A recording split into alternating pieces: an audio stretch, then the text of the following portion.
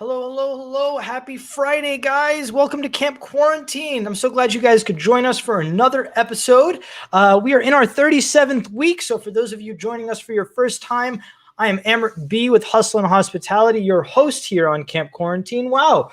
We are in our 9th month, 10th month. Who even knows anymore how long we've been in lockdown? But at the same time, we're so glad you guys have opened up your home and welcome us into yours as we do the same here at our host studios here in Atlanta, Georgia. If this is your first time, we want to know where you're watching from. This is a live show. So comment below where you are watching from. And we have a full new slate of guests today. We're going to start out with chatting about what's been going on in the news this past weekend. Well, NFL, you know how much we love our sports over here. The Tampa Bay Rays, well, who are they facing?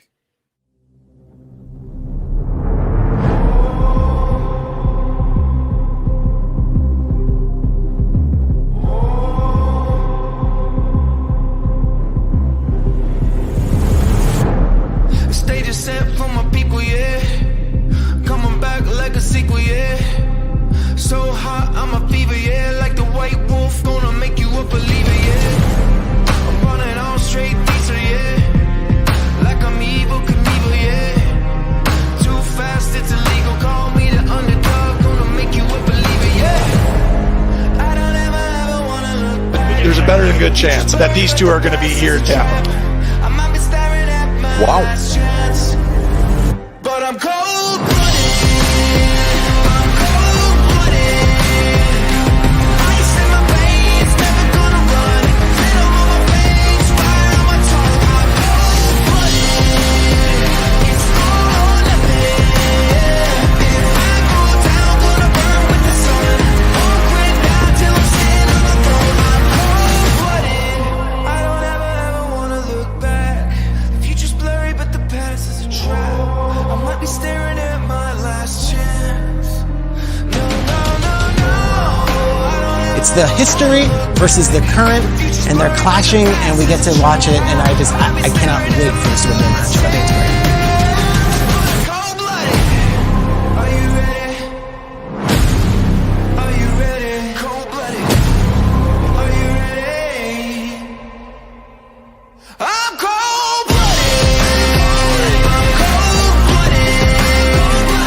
Ice in my veins, never gonna run. Venom on my face, fire on my tongue. I'm cold-blooded. It's all or nothing. If I go down, gonna burn with the sun. Won't quit down till I'm sitting on the throne. I'm cold-blooded. I'm cold-blooded. Ice in my veins, never gonna run. Venom on my face, fire on my tongue. Cold-blooded. It's all or nothing. If I go down, gonna burn with the sun. Won't quit down till I'm sitting on the throne. I'm cold-blooded.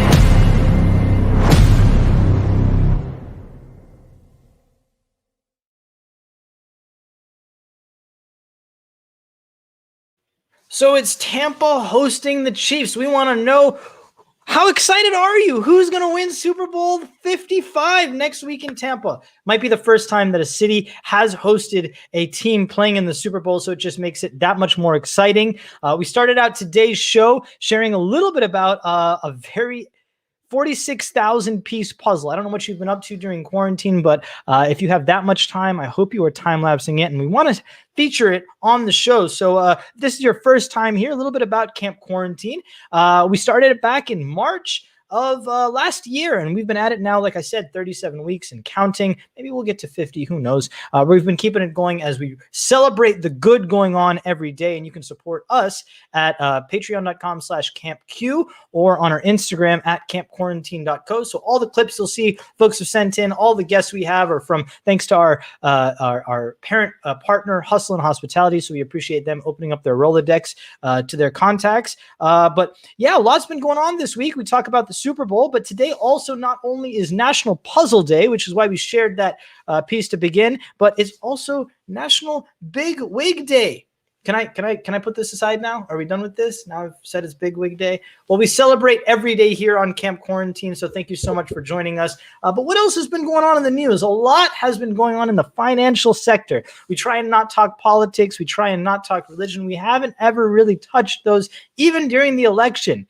But how can you not talk about the finance going on right now? Or should I say the Redditors taking over the financial markets? That's going to lead me into our first guest all the way out in San Francisco, California. Please help me welcoming good friend Larry Wong. Larry, how you doing? Happy Friday.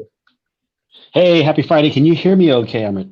I can hear you great, man. I love the fact that you're able to join us. I must say, you are the only guest I have been able to get on within an hour's notice. Larry and we haven't chatted in some time, but basically, Larry has been really staying abreast with his finances, and he puts his money where his mouth is.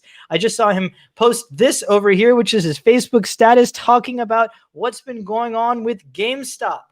Larry, what has been going on with GameStop? For those who haven't been following us, catch us up briefly in just a second. Well, I'll try to do the simple version of it real quick. Out of respect for everyone's time. First off, I want to say thank you, Amrit, for doing what you do. for your followers and your audience here. I think it's a good thing to bring community and people together. So let's give a shout out and a little clap for. It's not easy to put a show together and then be consistent with it. I think that's a big deal. It takes a lot of heart and effort and hard work to do that. Well, it's really a testament. I'm very and as I grateful, say- and I think you deserve some credit for. Well, I appreciate that, but as I say, it would be nothing without our esteemed guests that we have on, yourself included, and of course our viewers. So we really appreciate both of you being a part this week. Yeah. So real quick, my understanding of the GameStop, it's basically a short squeeze. Without going too much into the details, is basically what I see people doing, especially the Redditors and the people who have been affected by the financial crisis that happened back in 2008, 2009. These are families and people who, at the time were kids in their family. They watched their parents, their friends and family members lose their house because of the housing bubble and the stock market crisis, or the financial crisis of 2008, 2009. They saw, their parents lose their houses, people getting evicted, their power or utilities turned off, because the stock market and the real estate financial market, basically it's the banks who really screwed them over back in 2008.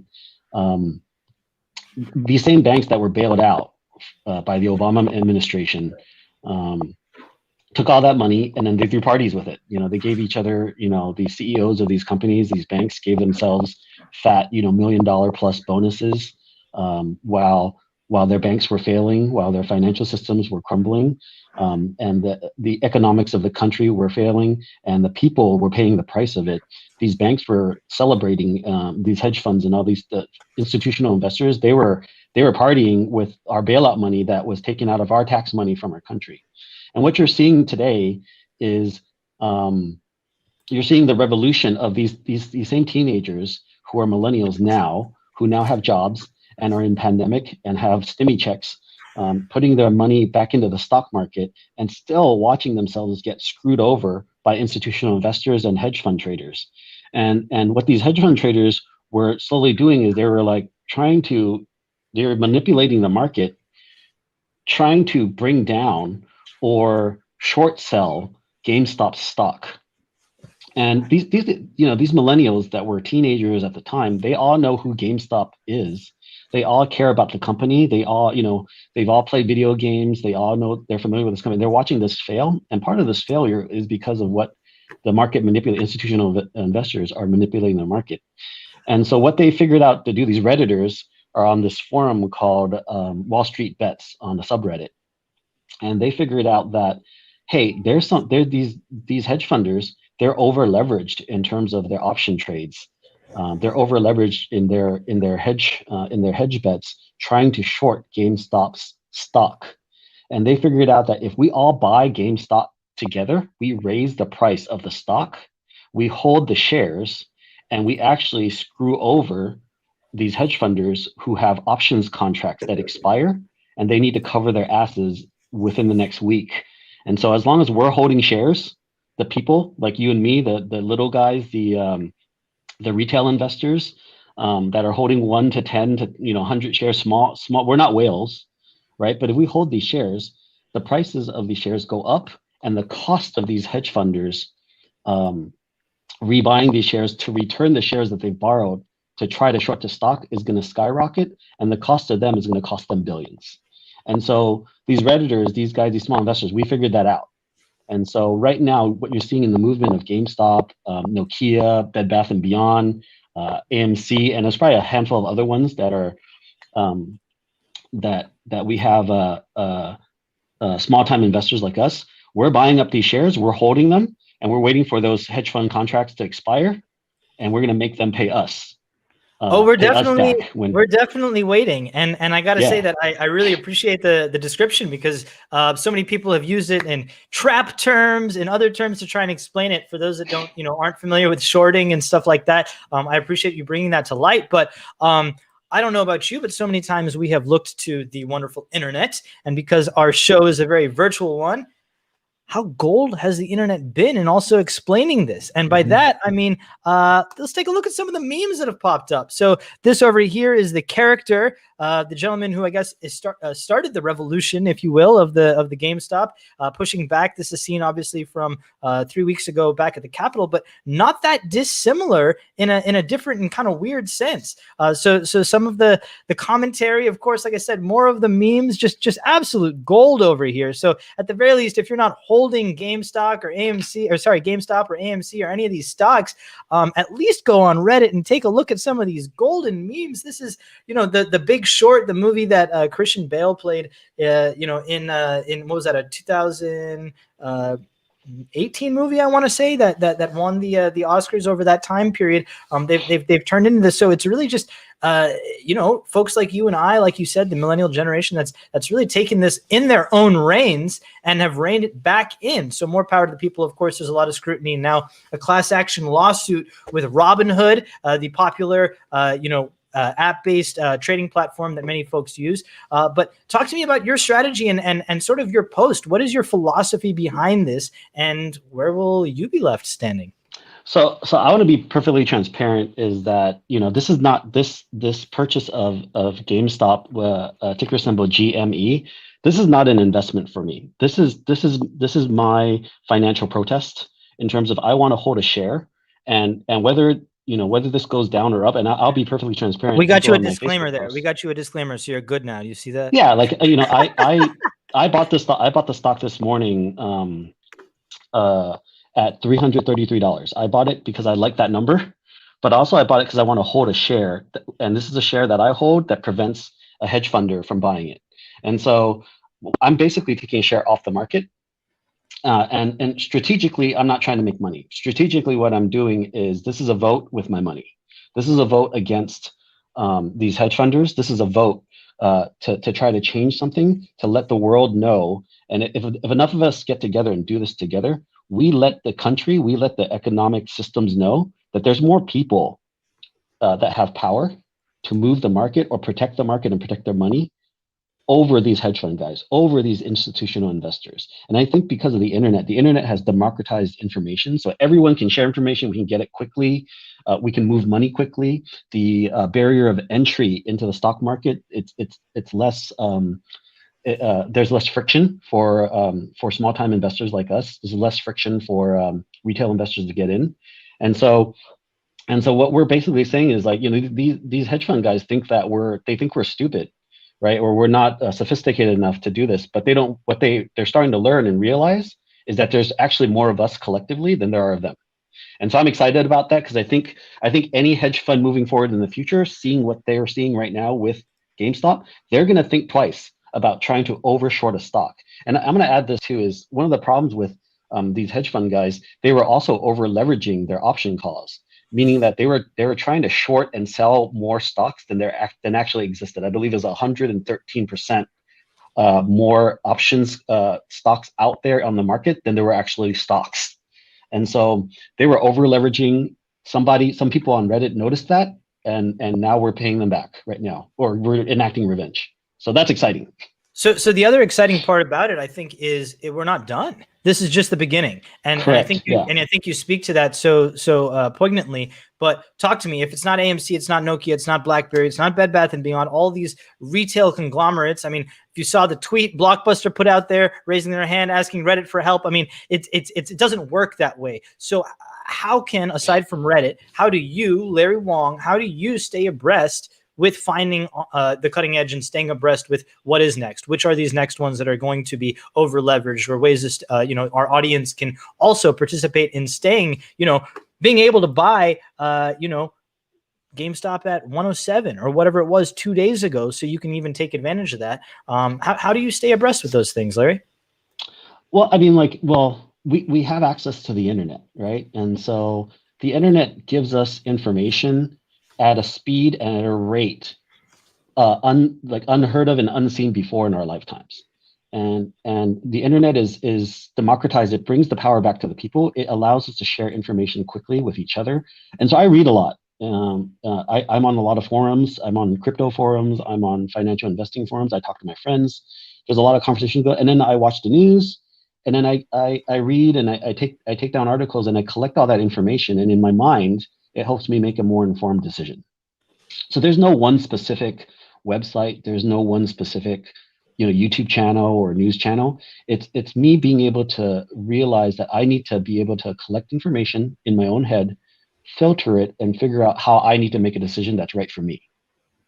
I love it. So, in closing, just on with the stocks, what is your stance on you've said that on GameStop specifically, but what do you encourage everybody out there to do? I mean, should everybody be going out there? And right now, GameStop is currently at 325. Obviously, it's not trading because it's after hours. But come Monday morning, should somebody be back here, or them thinking that, hey, I didn't catch on here?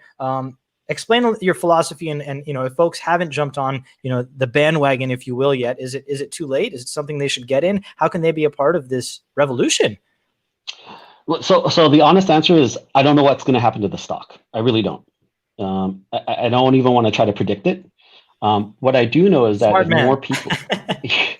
Well, I'm not a financial advisor, nor have I considered any of your listeners or audience members' financial situation as a fiduciary. So I'm not even going to pretend to venture into that. So the quick answer is I don't know. But the other answer I will say is that I think the more people that jump in, the more likely the stock price will rise. And so there is an opportunity for people to make money. However, when the hype is over and people start selling, the stock price is going to plummet. And so because if you're looking at fundamental trading, this stock right now at 325, 330, whatever it is right now on Friday afternoon, January the 29th, it's definitely overpriced. It's way overpriced. In fact, I will say, it's ridiculous overpriced, overvalued. So if you're looking to treat this like, a money-making opportunity, I really don't know. I can't make a strong case for that. What I can make a strong case for is that if the more people jump into this and the more people collectively vote with our money, right, the more opportunity we create for each other. And the gaps in arbitrage and trading, that's something each individual has to figure out for themselves. I love it. Larry, can you stick with us just a couple more seconds? I want to chat about how we kind of got to know each other. And absolutely the reason for Camp Quarantine, as I mentioned, is each and every week we select an individual organization or nonprofit to benefit from our audience. So this month of January, because January happens to be Slavery and Human Trafficking Prevention Month, our charity of choice that we are spotlighting is Hope for Justice. And to talk more about that, take a look.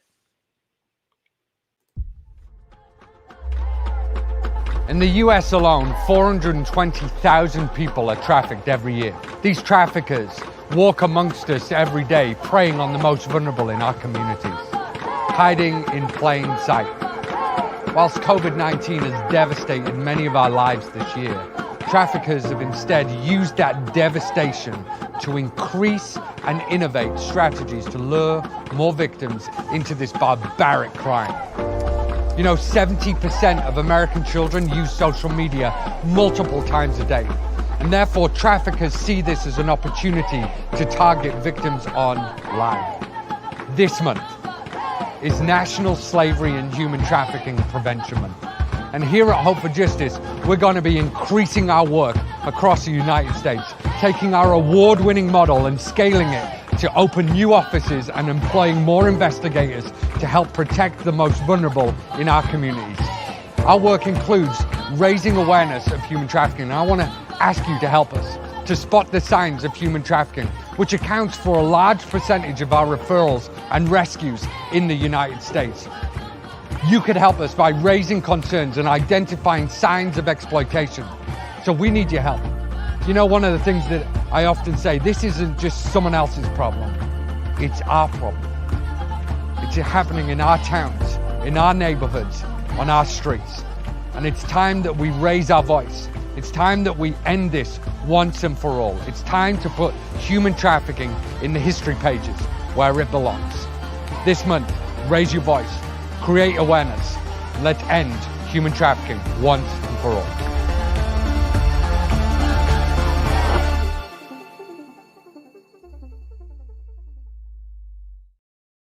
So January being National Human and Slavery Prevention Month, we are supporting Hope for Justice. We encourage you to go visit hopeforjustice.org and make a donation there today. We have with us Larry Wong from San Francisco. Larry and I actually happened to meet back in 2012, maybe I want to say. But we actually happened to be at a charity event. That was the, I believe it was the Fuck Cancer event, I want to say. But I know you have a big philanthropic heart. Talk about what you've been up to during the pandemic, how you've been staying busy, and kind of your trade, if you will. Yeah, I mean, back in 2012, we were working together with a nonprofit here in San Francisco called Hack Cancer, which Hack probably Cancer, I met you I met you at an event. But Hack Cancer actually, the beneficiaries of our fundraising is the Leukemia and Lymphoma Society, and so it's the LLS, which is a cause and project that I have. It's very near and dear to my heart, and so. To this day, I still work with the Leukemia and Lymphoma Society in terms of fundraising and donating my work and time and energy and resources to doing good to help people that are going through any type of like blood cancers or that type of disease. So that's that. And then the other project I'm working on right now is more of a local project here with Chinatown here in San Francisco. There's a GoFundMe page on my Facebook, which I will also probably share a link to you guys with. I'll share a link on all our social media platforms. We're fundraising for Chinese New Year meals for lower income families that are living in SROs, which stands for single room occupancy apartments in San Francisco. One of the biggest things that I've learned through a mentor in my life is, while I know I may or may not be able to make a big enough impact to change the world, I know I can make a big enough impact to change the world that's around me.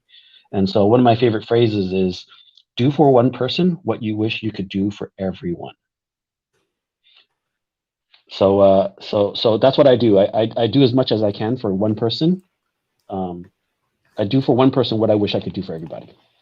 I don't know if you knew, but January also happens to be National Mentoring Month. And so actually last week with the tribute and the honoring of the late Hank Aaron, one of the organizations that he supported greatly was Big Boys and Girls Club. I'm a member of Big Brothers Big Sisters, and January is a huge month for them with raising funds. So I get them a little bit tongue-tied there. But yeah, for the Boys and Girls Clubs of America. But, mentoring is so vital and important to me. And as you talk about, different things in even just your industry or our industry, I think it is so important to find those individuals that you can look up to or gravitate to, and even be that for somebody else, even if it is somebody that you may not see. It doesn't have to be somebody who's younger than you in any sense, but I really do value that and really appreciate your time. Larry, how can folks follow along with you, stay abreast with you on your travels, on your crypto journey, on your non-financial advice? Where can folks find you? Yeah, you just follow the hashtag #LWongPhoto. That brings you to, that's searchable. You'll see all my photography work. And my website and everything is linked on that Instagram. My website is lwong.net. You can find my photography work there. I'm a producer, video producer, creative director, philanthropist, volunteer, mentor, all that stuff. And I'm also an investor, right? So I've been trading and working with crypto since 2014. As a matter of fact, I was just telling somebody the first time I bought Bitcoin, it was $300, which looks like a steal today, because Bitcoin today is, what is it at? 35,000, whatever it is. It's gone up today. I believe it's at 38. I want to say right now. Yeah, I'm personally in a 34.5 is what I have on my it's dropped down. chart Oh no. here. Oh no. Yeah. In prepping for the show, we've lost it, but nevertheless, we'd love to have you back, Larry. Really appreciate your time. I know today was a little bit last minute, but thank you so much for sharing your thanks for having me on, man. This is a privilege. And your perspective, of course. But enjoy the rest of your Friday and stay safe out there. Thanks so much, Larry. You too, guys. All right, have a good one. Larry is just a super talented individual, as you couldn't tell, just a multi-hyphenate. Again, if you'd like to follow him, you can do so in following the hashtag #LWongPhoto. So we've got that comment. We'll comment the link down below. All right, moving right along. He also mentioned, of course, feeding. January also happens to be National Soup Month, and I'd love to take a moment to highlight and an update on a previous guest on our show from the Served app to share what they've been up to during the pandemic. Hello everyone, my name is Gary. I'm the culinary director at Serve, and today we're at the Upward Bound House Satellite Kitchen. I have 3 chefs with me. We're gonna prepare and cook 200 meals for 50 families. Let's get to it.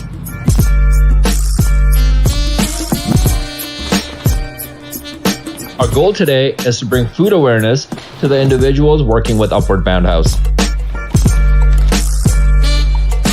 We just got done making 200 meals, all thanks to the Serve crew and Chef Gary Wynn. Now we're on the way to drop off these meals to the individuals working with the Upward Bound House. So come follow us on our journey. Today was such a success. All the meals have been delivered. We want to thank Upward Bound House and all the chefs that made today possible. And Christine and Edward from the Upward Bound House collaborating with us. We're really grateful for the opportunity to make an impact on your community.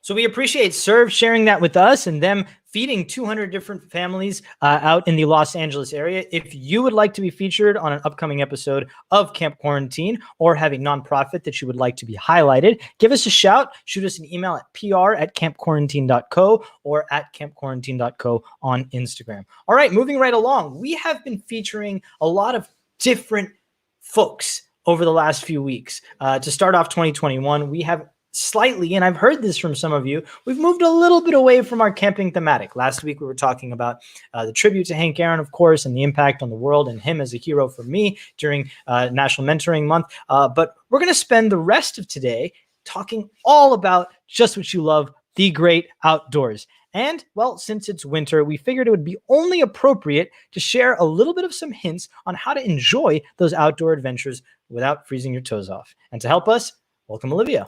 It is so pretty right now. You can see the sun setting. Like, I can't even. Camping in the wintertime can be totally beautiful, but it does come with some challenges. Especially when it comes to using the city water or your pipes in general, trying to keep them from not freezing is a very big issue that you can come into. So, on these short trips, I really don't feel like re-winterizing the camper after every trip. In order to make my life easier, I usually do dry camping or semi-dry camping when I am going out in the wintertime and it's going to be below freezing. Here's a montage of my last couple trips when I'm out in the winter. Hopefully it'll help you guys, and if you have any ideas that might make my life easier, please comment below. If we keep on meadow then maybe this world wouldn't be so unkind. So this is the first time camping in the snow. We're only staying over one night, so we just are doing no hookups. I have a Camelback little water pouch that I'm gonna use for fresh water, running water, and it holds about 1 liter or so of water, so we'll just wash dishes in a basin and toss it outside. And for emergencies in the middle of the night, our restroom will consist of a Tupperware container. Only for emergencies.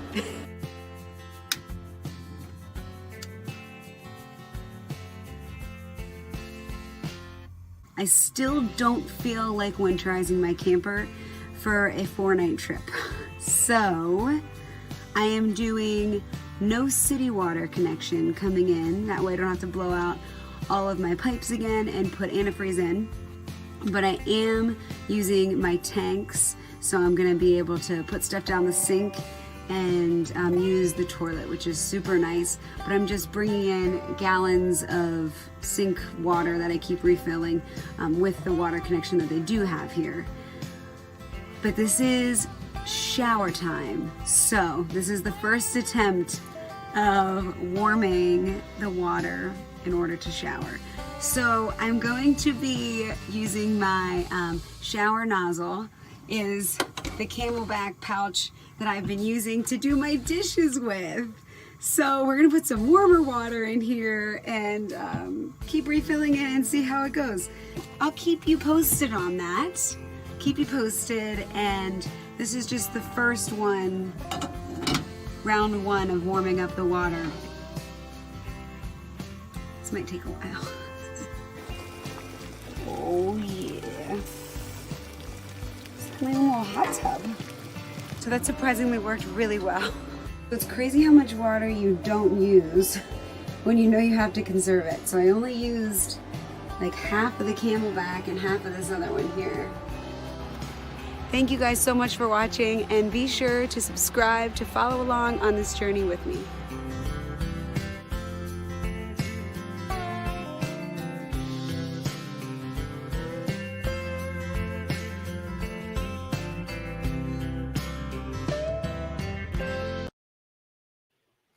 A big thanks to Olivia in sharing those winterizing tips. Now, while we haven't quite taken the van out, our project, wait a minute, we realize there's so many new viewers here, we should probably share what we've been up to. Here's a little bit of a look back on Camp Quarantine in our van.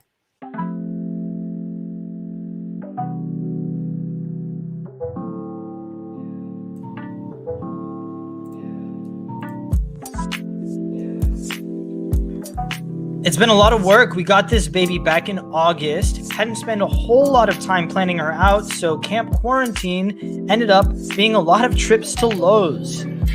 Working on some issues like headlights, putting in the sunroof and max air fan, planning our solar, which we'll talk about in just a little bit, but they've all added to little elements of progress on our build. We plan to take NRVANA, the name of our van, NRVANA, on the road this spring, starting out west, but we have to make sure all of our pieces come into place. So thanks to you, your support, and your continued viewership of Camp Quarantine, we are able to continue to spotlight wonderful small businesses, healthcare heroes, nonprofits, and more. So, well, that's where the outdoor thematic comes from. Of course, we're raising money for charities. Of course, we're featuring wonderful people. But so many of you have wanted to see more and more and more of the van. So we're going to continue to dedicate more of our time each and every week to just that. So before we get into our van and our state of NRVANA, I'd like to welcome our next guest, who is based in Canada and somebody that we chatted with briefly last week, but we ran out of time, and I'd like to welcome her back. Please join me in welcoming back Miss Oceane. Oceane? I'm good, thank you. Thank you for the invite. Happy Friday. Thank you. Happy Friday too. I hope you've been having a wonderful week. I love this background you have there. What is that? Is that your work, or just as an artist? That's my working spot, in fact. So like I'm in front of my working desk, and in the back it's my studio where I do all my stuff, like at nighttime and the weekend. So talk to me. So we have never met in person. Most of our guests that we bring on either have some affiliation with hustle and hospitality, love the outdoors, but I kind of happened to stumble upon your page through essentially your own promotions on some of the van life communities and groups. So talk to me a little bit about your background, how you got into illustrations, and certainly what draws you to, see what I did there? That's a pun. What draws you? Anyways. A little bit of terrible humor. But yeah, share with us exactly where you are and kind of how you got started. So I live in Canada, Montreal. So we are between French and English community. I've been studying in industrial design at the University of Montreal. And I finally jumped in graphic design like right after my school. I've been working in fashion industry. And then now I'm working in video games industry. So I'm an artist in video game industry full time. And part time, I'm doing illustration just for fun because I love it. And it helped me also escape from the computer station, let's say. So your background is in industrial design. That, for many people who don't know, can be anything. I actually, where I went to school at Georgia Tech, I was actually an ID, an industrial design major for some time. Okay. I thought I wanted to go into packaging design and promotions and those sorts of things. But what's your bread and butter? You said you're on the computer. You an Adobe suite? What are you? Working mostly with Adobe, but also since like video game industry is mostly working on engine like technology. So I'm working a lot in Unity, and for most of my drawing, it's mostly my iPad just here that I can just bring everywhere and draw in the sofa or everywhere in the garden, whatever. And so you, as somebody who obviously works from wherever there's Wi-Fi, much like myself and many of the digital nomads that we featured here on our show, how has that changed, I guess, the last, 8, 9 months? What has changed in your life? Has it become a lot easier for you, maybe even to accomplish some of your work or your tasks, given everybody else is now in the same vein? Or talk to us a little bit about, I guess, the way the pandemic has directly affected Canada, and kind of now that we're in a second wave, what might be going on and how that directly relates to kind of your interest in your work. So right now we are in the second wave in Montreal, which means that everything is closed. We started this like in last March. What has changed the most is that now we all work from home. At least I think I'm part of the lucky ones, because I can keep on working on my stuff, and like, since it's all technology, we can all work from our computer at home. But I think this is probably the biggest part of it, and the other one is probably the social part, because like, I'm used to lead a team around me, and like leading people like front of a computer, it's pretty different. We don't feel the same, like the human aspect of it is really different. But I mean, as I said, we are very lucky to be where we are, so I can't really complain about that. Now,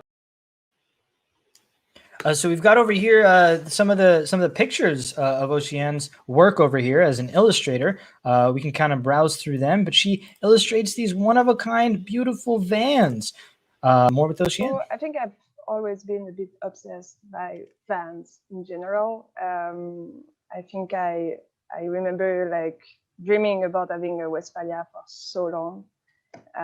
I guess with time I just get open-minded and start to see that there is something else than Westphalias, and I think I like the retro vibe of it, and the surf vibe that goes with it. But like, so we decided to get a camper to start. So no van at the beginning. We just wanted to learn how things work, like more on the electronic side and stuff like this.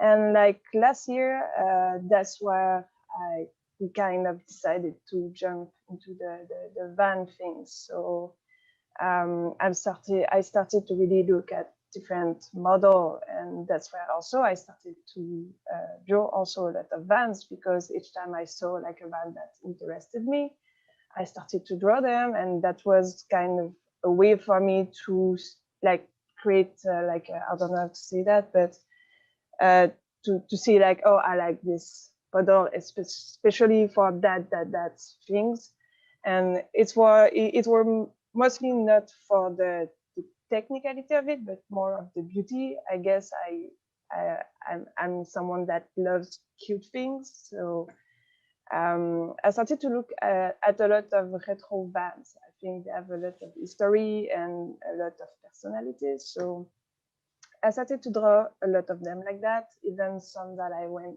visiting to potentially buy in it. I was bringing them, giving them names, and like go there and see if I like them. And so it started like this. And then I started to draw like other bands that I really liked on Instagram, some accounts that are really cool. And like now it looks like I'm doing commission also, because people want to have their band. So that's the coolest part of it, finally. And so which van do you have now? What were you able to settle upon?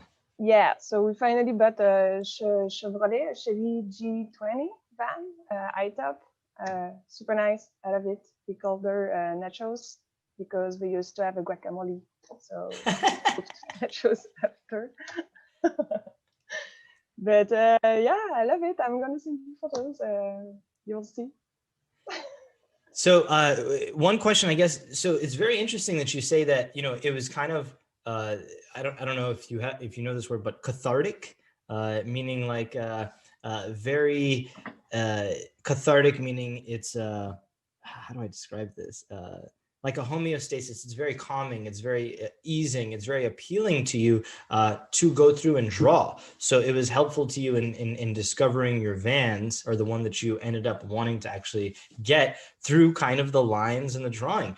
Is that just typical, I guess, kind of your artistic style, or the way you go about it, illustrations? I mean, if you want to get into something, are you very much so you draw it, you illustrate it first, you try and put it down and get those details down, first, as opposed to, I don't know, more an individual like myself who's a little bit more analytical minded that'll be like, oh, these dimensions have to matter first, or seems more aesthetic for you in that sense. And talk to me about, I guess, your creative philosophy or your design inspiration. I think that's just obsession on my side because I'm doing this the same way as like I love everything related about traveling. So I draw a lot about traveling, about skating, about surfing, about vans, about plants, like everything that's around myself and what I actually do as much as possible. Like during the pandemic, I started to learn skating. So I guess I started to draw skaters and I got obsessed with that. It's the same way I did finally with the vans, and the same thing that I'm doing with all the plants that I have at home. As soon as I have a new plant, I like to draw it and give her a name. And I don't know, it's like it humanizes everything. We have here some more of the beautiful vans of Oceane. Wow, that kind of rhymes a little bit. Take a look at these. How amazing are these designs? I mean, super intricate. She has mentioned over here that she helps people essentially even figure out what they want in their designs based on her own illustrations. And we're going to get to our own illustrations in just a minute. But Oceane, anything else you'd like to add? The last one are, I think, the most funny ones, because like adding, I usually don't add people on those drawing. I don't think that I'm so good at drawing people, and I don't know, maybe it's because I work with so amazing artists, that concept artists that do characters, and I don't feel that I'm part of it. But since a while, I'm adding like the owners of the van on the photos, and I think that it brings the drawing even further, because it kind of tell a story about the van. You see the people, you see that they have a dog. I'm trying to put some like background of where they travel in the USA or in Australia or stuff like that. And I don't know, I like the fact that it tells a story about it. Like, it's not just my obsession now, it's their obsession. We're gonna have to see one of these for the NRVANA soon, I think. So we might have to work on that inevitably. Okay. if you're up for it. But we haven't even finished completely building it out. So we have the exterior complete. So maybe your illustrations might even inspire some additions that need to happen, because you're such the aesthetical nature of your work. You mentioned you have some little ones also. Do they like traveling with you? What are their favorite aspects of being on the road? So my kids, like, well, I have a 2-year-old boy and a 5-year-old daughter. What's funny is that they always camp with us. Like, I think the older one started camping, she was like a month and a half. So we really are like camping enthusiasts.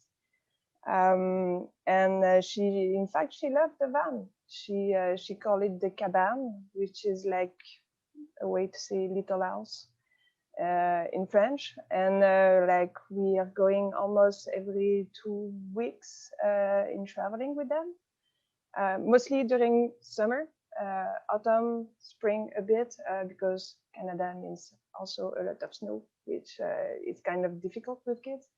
So, but yeah, they love it. They really love it.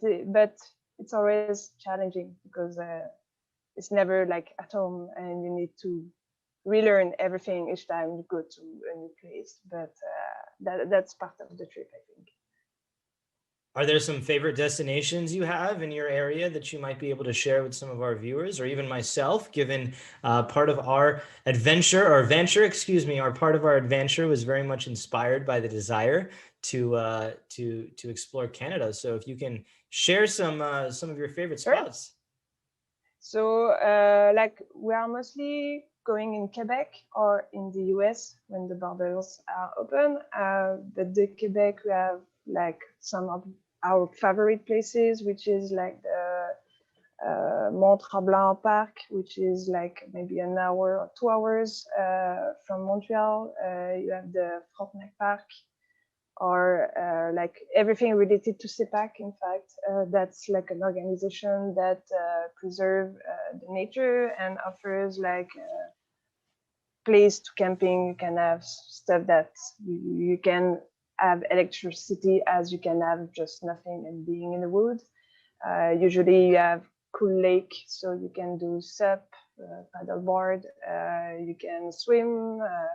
Like for sure, going with kids on camping also means that you go to the beach and play in the sand. So, but so many places, and like we would like to do even more and go further. But I guess with the kids right now, it's a bit complicated to do like 12 hours of driving. So we stay like around Montreal, like about like 5 to 6 hours max. But we love it, and yeah, the Quebec is a really good place to find this like cool spot, and yeah. Okay, good deal. Well, Oceane, thank you so much for your time here. How can folks follow along with your journeys and certainly keep an eye on your illustrations? So I'm really active on Instagram since a while. I also have a Facebook page. Both of them are named Zulu Design, so ZOOLOO Design. Yeah, that's mostly it. I'm not very much everywhere, so.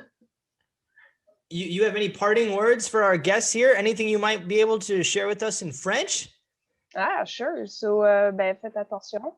Protégez-vous bien pour la COVID. Puis merci à Camp Quarantine to invite me. And what does that mean? So I say stay safe and protect yourself. And thank you for inviting me.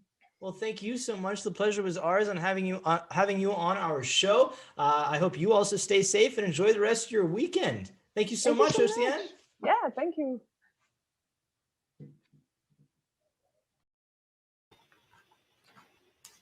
So we're coming up on the end of our show here. Thank you so much to Oceane and her wonderful illustrations. We're going to get into our own illustrations just in a second, but that just means it's time for the State of NRVANA. All right, we've put a lot of work into her because the last few weeks we haven't shared a lot with you. And so one of the things that I wanted to start out and letting you know is because it is the winter, one thing you should keep in your vehicle and not leave home without. I am not paid by this product, but there are variations that you can get of these portable battery jump starters. When you're out in the wilderness and you have no one around you with a dead battery to be able to give you a jump, this comes in a neat little box, a package, has all that you need. You can charge it up. This one even jumps up to 8 liters of diesel. Basically, you just attach the, I haven't even taken this out yet. Thankfully, I have not needed it yet, but comes with the jumper cables that plug directly right into this guy, and you hook it up to your into your battery, and you can jumpstart yourself from wherever. So very helpful. Even has a little compass on this one, a little light as well. So pretty. Oh, I guess it's even got a strobe. So you didn't know that, but. Unlike some of the other ones that we've seen or tested, it actually gives you a display of the percentage left. So you're never left guessing whether or not you've got enough juice to start or leave you stranded. Well, what else have we been up to? Let's take a look. Last week, we chatted a little bit about some new keys made. Thankfully, over at our Ace Hardware, the lovely Jules was not only able to give us a new cut, but also duplicate the chip. So what does that mean exactly? That just means we go to put her in the van. Do we have another starter for ourselves? Yes, we do. And why can that be helpful? Because if you ever lose your keys or lock yourself out, how crucial and critical is it to have that additional? So we're talking safety here and preventative measures and being prepared. So paired with an additional set of key, maybe you hide it somewhere in the van or under a lockbox or something like that, but also the jump starter that we're talking about. All these elements absolutely are worthwhile investments in spending time to be able to not leave yourself stranded. Well, what else have we been up to? How about we took a trip with our lovely little doggy. Many of you guys have been asking, where's our Rascal, our fantastic Camp Quarantine mascot? We took him on a drive over to the local Granger. Granger is an industrial supply company that you can pre-order special parts on. Now, while we were over at the Granger, we were able to, meet a lovely individual who was able to help us out with all that we needed, and that's aluminum strut. What are we getting the for? Aluminum strut is just that. We're going to construct our own roof racks. So much thanks to the folks over at Granger for hooking us up over there. We got two 10-foot pieces for, I want to say it was something like $37 each. So all in for about 70.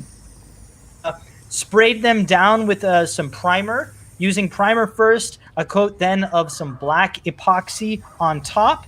That is kind of what's necessary. You can see here the Rust-Oleum high performance enamel is what we used. One coat of the black primer, two coats of the epoxy enamel on top. But another really handy dandy tool that I can't stress how much I have missed is this little gun right here. You attach it directly to any spray can. I don't want to do this in front of my computer right now, but it's very easy to let it off, and this goes on any spray product. So just like having a very consistent, even stroke is so important, and one of the pieces that we didn't have and really regretted on some of the bumpers, we were able to use rather than just by hand using that gun. So having that there definitely was a big help, and you can see in some of these still images as well, that little gun right over there produces a great finish. We tapped it off with a one or two coats of the gloss clear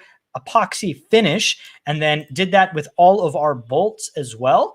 And I wanted to share something a little bit different because we have been planning and plotting this, but we have been waiting on our solar panels. Our affiliates over at Bouge RV are back ordered. They're coming from China, so they're on their way, but we didn't want to wait to have to do that. So today, because we shared Oceana and her illustration inspiration, I felt it only fitting that we do a little bit of drawing here with you guys today as well. So you can see here, I have laid out, first we had to cut this one rack. As you see, we have the Max Air fan that we installed towards the back end of our Sprinter. So one is one entire 10-foot length, and that fits fine. But how we're laying this out is really kind of the question.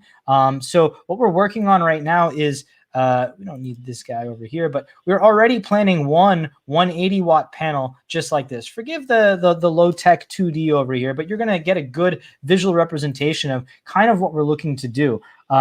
So that's one panel we're going to keep over there. And then we also are planning on either one large panel in this entire space over here, keeping it in this entire width between both the sunroof and the van, or we also have, because we're using the 180 panels, we are planning on keeping one here and then another one here, making it 3 by 180 panels. They're not even, but it's okay. You get the point. 3 by 180 panels and attaching them securely to these roof racks. So not only does that save us going with something like a Rhino rack or one of the Thule mounts that all cost like $300+, but with all the hardware, our own cutting and paint, I'm all in for less than $100 to create a very functional roof rack, and I can proceed with other parts of the build, most importantly, like insulation. So hopefully in this next week, you guys will be able to see some more progress. I'll bolt those down. I don't expect that the solar will come in time, but you never know. And what we're going to do with that little backspace that I didn't draw on, we want to hear your feedback. So if you're a van lifer out there, you're a designer, excuse me, need a little bit of water. See, it's a live show, folks. What can you say? But thank you so much for joining us this week. I was really excited to share some of the van build progress and all the little tips and techniques. Get you one of these $5 Rust-Oleum plastic spray guns. They are good forever. Just don't rip them off the can. I say this is probably one of the best investments I've made on the build. No joke. And I wish I had it earlier. But all of that and more you can find on our Patreon. And thank you all for your support. Patreon.com/CampQ, and more van build videos in progress, as well as teasers for our guests that are coming up next week, are all available on our Instagram at campquarantine.co. Next week, where are we going to be? We're thinking about taking the show on the road. And if you have an idea, drop a comment below. We want to know where you think we might be. We kind of hinted it out a little bit earlier, but hey, who knows? We might have to take NRVANA on a little bit of a journey south and enjoy some of the fruits of some of the biggest games in sports. But thank you guys so much for joining us here today. We really appreciate it. One more reminder, we're doing all this for charity, and one more reminder to donate today to hopeforjustice.org. Help prevent human and slave trafficking. January is Human and Slave Trafficking Prevention Month, so we appreciate your donations going over there. But we're back here next week, next Friday, Friday the 5th. We'll see you for episode 38 of Camp Quarantine. Thank you so much to our viewers and guests this week. Stay safe out there. Continue to be positive and test negative. And we're going to leave you with a little bit of a segment. We do have a drone now, but we've got some friends who are out skiing in Breckenridge and socially distancing over there. So we're going to leave you with some great footage from Colorado. Thanks, guys. Appreciate it. We'll see you next week. Take care.